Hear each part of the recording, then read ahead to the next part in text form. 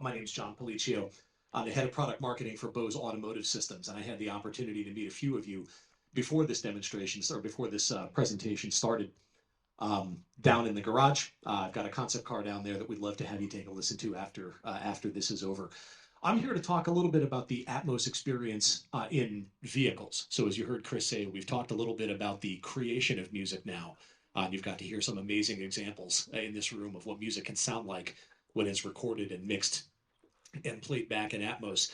I want to talk a little bit about what happens once you get it into the car. I do. I guess I'd be remiss if I didn't point out that this is not my first experience in a Dolby cinema. It's my first experience facing this way, right, and not this way, towards the screen. I had the opportunity to attend the world premiere of The Rise of Skywalker a few years ago at the Dolby Cinema, the one on Hollywood Boulevard. And that was an amazing experience, right? You know, it's a chance to be there in the theater with the people who made the movies. It's a chance to meet some childhood heroes. Um, and I gotta say, having consumed the content that way now, and then having been in here and sitting like next to Ryan, when we're listening to those tracks from live at the Fillmore.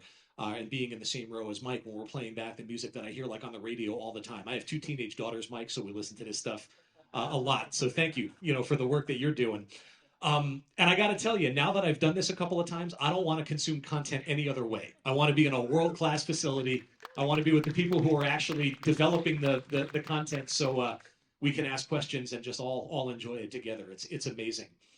And we at Bose are always trying to find ways to be able to take a little bit of that music, a little bit of that magic, a little bit of what you're doing and experiencing here, and be able to bring it back with you, whether it's in your home or whether it's on the go or whether you're in your car. We've been doing this with Dolby for a long, long time. The picture that's on the screen there is our Lifestyle 12 music system. It debuted back in 1994. It had Dolby digital capability. Now we have things like soundbars, our Smart Soundbar 900, right, that has Atmos capability. I'm not going to dwell too much on what we do in the home. Chris Davies from Sonos is here, and he's going to spend a little bit of time talking about the translation of the Atmos experience into the home. I want to talk about what this means in cars. How many of you, just a show of hands, are in the automotive industry? Yeah, so a good mix, right, between the automotive guys and the creative folks. Bose and Dolby are also no strangers to each other in the automotive business. We introduced Dolby Digital on the road in the 2002 Mercedes-Maybach. A couple years later, in vehicles people could actually afford, like the Infiniti M and the Cadillac STS. Those both debuted in 2005, and those were 5.1 channel surround sound, right? That was pretty unique. The reason surround sound in a vehicle is unique is because all of you guys in the automotive field know this. A car is really a horrible place to listen to music, right? All the things that you do to design a studio control room and have it sound exactly the way it's supposed to sound, all the money Mike invested, right, in getting his room built the way you want it, you don't get to do in cars, right? You sit very close to some speakers, you sit far away from other speakers. The car is filled with reflective surfaces and absorptive surfaces. It's all happening in the near field, so it's really hard to control. And so there is a huge challenge inherent in trying to make music, any kind of music, sound good in a car. But one of the things that Bose realized years ago is that the advantage you have is that all vehicles of a certain model type are always built the same. They have the same number of seats, right? They have roughly the same interior materials. It's not like a living room where you have an infinite combination of walls and floors and drapes and seating positions and speaker positions and TV positions, right? All that stuff can change continuously. In a car, these are hard problems to solve, but if you solve them once, you can solve them for all the vehicles that are in that model run. And so that's what led us into the beginning of our automotive business back in 1983 with the Cadillac Seville. Happily, all of our systems are better integrated than this. I love this picture. It was on Avid's LinkedIn a couple of weeks ago with a comment from Javier here at Bose, just talking about the right way to proof your mix inside a car. It's gotten better. And I encourage you to come downstairs and give a listen to some of the cars that we have. Neo has, Dolby has, right? There's a number of different vehicles that are on display and available for you to check out. So we're getting better. You don't have to strap a pair of Genelecs to your steering wheel anymore. And this is good because the ante has increased, right? You guys just heard some great examples of Atmos music. This all goes back, I think, to some of the work that Greg Penny did back in, depends on who you talk to, right? But it's either 2014, 2015, or 2017. But Greg Penny, when he remixed Rocket Man by Elton John, right, from the Diamonds album, all of a sudden everything changed, right? Because if you're a human being and you live on Earth, you know exactly what Rocket Man sounds like, right? You've hummed along to it for the last 40 years. So I swear we didn't do this on purpose, but when I was talking to Ryan, he said, "Man, I've got a Mona Lisa joke too." It's like trying to go from this to this, right? We're going to take a 2D masterpiece that everybody in the world understands, and we're going to reimagine it in 3 dimensions. And that's a huge challenge, right? There's a tremendous amount of faith that you have to put in whoever it is who's doing that transformation. And from a vehicle standpoint, the work that we see from folks like Ryan, from people like Mike. Mike, again, with the 2 teenage daughters, Harry's house, right? We listen to this a lot. And going back to the work that Greg did, there is a tremendous amount of new complexity now that goes into the way that we're going to be able to play this music back in the car in Atmos. This is something that Bose has as part of its long range vision. Our company is based on moving into the future with sound experiences that are delivered along 3 different axes or 3 different technology franchises, if you will. The first one is removing the noise, right? All of this musical artistry is no good if you're dealing with 70 dB of road noise just in the background. So we're working on ways to be able to remove that engine harmonic cancellation, road noise control, even where we can actually use the sound system to actively reduce some of the noises that are coming from the tires, contracting the pavement. Removing the noise is really important because it gives us a canvas, right? A nice clean canvas to be able to play this music back.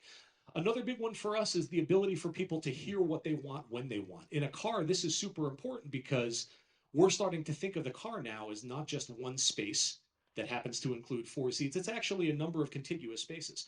Different people want to listen to different things. I was talking to some guys earlier this morning who are working on a robo-taxi type environment, right? Where it's entirely possible that the people in the back seats would want to listen to something completely different than the people in the front seats.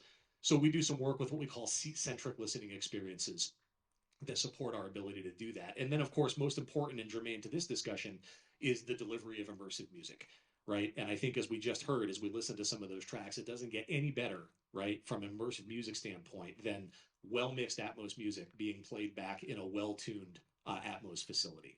And so that now is what we're trying to do in the vehicles. This goes back to some of the work that Bose has done historically in 2 specific fields. One is the interaction of loudspeakers with the spaces that they're in. Dr. Bose, our founder, did a lot of that research back in the 1960s and 1970s. And also a deep understanding of psychoacoustics, right? The way that people perceive sound. This is really important. And so those 2 competencies come up over and over again as we're trying to figure out the challenge of being able to play back Atmos music inside a vehicle. One of the things that we have at our disposal is a really nice set of tools. This is our critical listening room at our facility in Framingham, Massachusetts, which is just outside of Boston. We came to the realization pretty early on, even when we were working in stereo, that you need to have a reference, right? You need to have a place where you can listen to the music the way that it was created, the way that Ryan and Mike actually put it together. So, Mike, we took out a loan for this one too. This is not an inexpensive endeavor. The way that this room, this was designed by FM Designs, right? Francis Manzella's organization. So all of the architectural detail that's in here, the walls are splayed to prevent flutter echoes. The floor is actually a suspended slab. So the floor is acoustically separate from the rest of the building that it's in. So that we can reduce noise intrusion from the outside and prevent noise from in the room from going out. All of the walls are separated, right? There's spaces in between the walls that act as bass traps. There's acoustic insulation built in. So this is really built as carefully as any studio control room would be constructed. And that's super important because, again, we need a nice neutral reference to be able to listen to the music the way that these guys are creating it and the way that we want to be able to deliver it. So this room is what we use to bridge between the creative piece and the delivery piece, what we do in the home or what we do in the car. The next ingredient that we add to the equation are our system engineers. These are our versions of the guys behind the desks, right? They're the ones who are actually taking the systems and tuning them so that we get the performance that we want inside the vehicles. And these guys have a really hard job. They have to take all of the degrees of freedom that they have available to them inside the car, the number of amplifier channels, the amount of signal processing that's available, the number of speakers, the locations of the speakers. They have to take a tremendous amount of input. They have to be able to take all of the music, whether it's coming in stereo, whether it's binaural, whether it's encoded in Atmos, for example. They have to take other sounds, navigation prompts, Bluetooth phone calls, right? Driver alerts. They have to be able to manage all of that. They have to be able to manage it over a series of user inputs. So when you turn the bass up to 10 and you turn the treble down to -10, right, that the system doesn't completely destroy itself sonically or physically, right, if you're not careful. So they need to be able to manage all of that. They have to take all of this very subjective input from the car maker and from our own, internal stakeholders, and they have to be able to deliver this amazing listening experience, not just in the driver's seat, but in all four seats of the vehicle. And this is a huge challenge. One of the things we have working for us is that many of our system engineers are also musicians. I heard that mentioned, right, from the Dolby folks as well. It's an example of a concert that we had at our CES show in Las Vegas back in 2019. The guy who designed that listening room is a drummer with 50 years of experience, right? He's got his own home studio. All of our guys are musicians. They're not Harry Styles or Lil Nas X or Elton John or anybody like that, but they understand the dynamics of live performance, right? They understand what it means to get up on a stage and play. So you talked a little bit about this, right? Your musical background, Mike, and how that sort of helped you along with the work that you do. And we find that it pays tremendous dividends in terms of their ability to understand what the music should sound like, and more importantly, to respect the craft with which it was created and be able to take some of that respect and some of that enthusiasm and put it into the sound systems that we're developing. There are still challenges, though. You take all of those tools, the reference room, right, the great system engineers, and you still have issues. The way we used to do system designs was like this. And my engineering group has cautioned me that I should point out that this is a wildly oversimplified diagram, right, of how system design works. But the way we used to do this was you would take the response of a pair of speakers, a pair of door woofers, right, for example. We have a dummy that we use to measure that response in all four seats. Then you add another pair of speakers. You add a set of tweeters, right? Then you add another pair of speakers. You add the mid-ranges in the back doors. We apply some equalization. We apply some smoothing. We apply some phase correction, right? Some all-pass filtering, so that when we build the whole system up, we end up with this design that gives us the reference curve that we're trying to achieve. This is, an approximation on the screen. But this becomes really challenging as you start to add more and more signals, and as you start to add more and more speakers. We did one system for Cadillac a few years ago that had 34 speakers in it, right? This in production, not a concept car. This was the CT6, which was their flagship sedan for a number of years. It had speakers in the headrests. It had speakers in, the doors. It had arrays, right? Multiple small speakers, all doing the work of bigger speakers. So it had a tremendous amount of linearity and a tremendous amount of headroom. But now imagine trying to build up that system pair by pair, right? There's 17 pairs of speakers. Dolby Atmos is coming out in 514, 714, 914, right? Depending on how it's decoded. So 10, 12, 14 signals coming out of the Dolby decoder. There are 4 seats. There are 34 speakers. There are a lot of different ways to solve this problem. It's sort of like this, right? A mathematician will tell you that there are 42 quintillion ways to solve a Rubik's Cube incorrectly. And there's only one way to solve it right? So it's the needle in a haystack times a million. And so what happens if anybody's ever tried to solve a Rubik's Cube without knowing the algorithm that you use to solve it is you fix one side and you do that at the expense of all the others, right? So if you envision each of the cube faces in this case as a sonic target, right? Soundstage width, 3D height, immersion, bass impact, right? You can fix one, but generally you fix one at the expense of all of the others. And so we've developed some technology that actually makes it easier for us to be able to do that. It's called perceptual sound rendering. It's a tuning tool, so it's not visible to the car companies, really. It's not visible to the end user, certainly. But what it does is it allows us, rather than having to build up speakers with those pairwise comparisons, to actually input all of the speakers, measure their responses, and then choose from a list of drop-down perceptual targets. So our sound engineers now can say, okay, I want to emphasize 3D presence. And, by the way, I can do that with or without the existence of speakers in the headliners. This is just a plan view of a test that we did with every different headliner speaker configuration that we could think of.